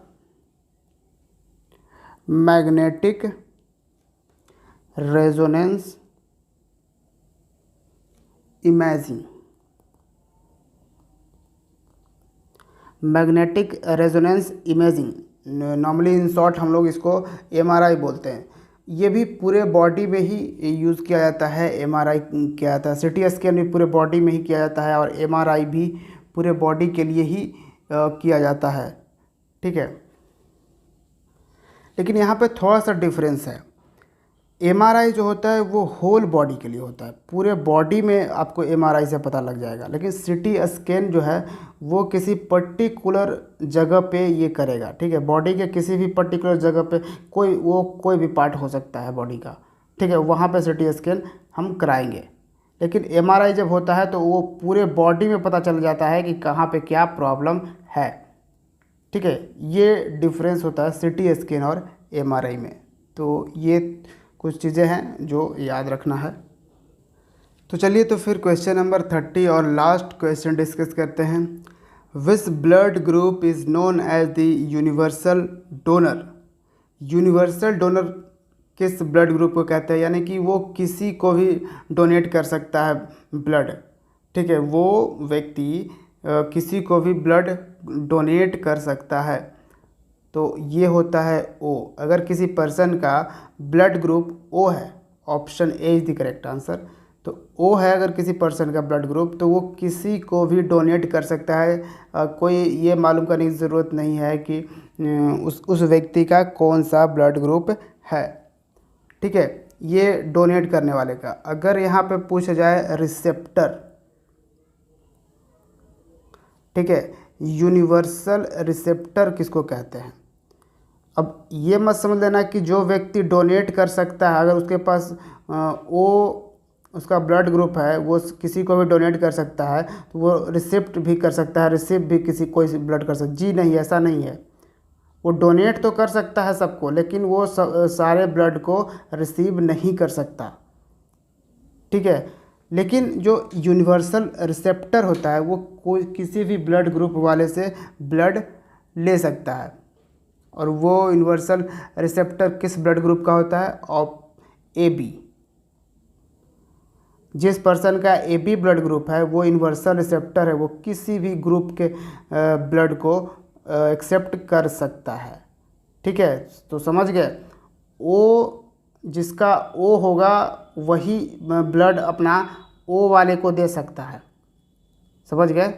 लेकिन ओ वाला किसी को भी अपना ब्लड ग्रुप दे सकता है। अब यहाँ पे भी उसी तरह से है। यूनिवर्सल रिसेप्टर ए बी है, जिसका ए बी है वो तो किसी से भी ब्लड ले सकता है, लेकिन ए बी वाला सबको ब्लड नहीं दे सकता है। ठीक है, ये ए बी वाला ए बी वाले को ही ब्लड देगा।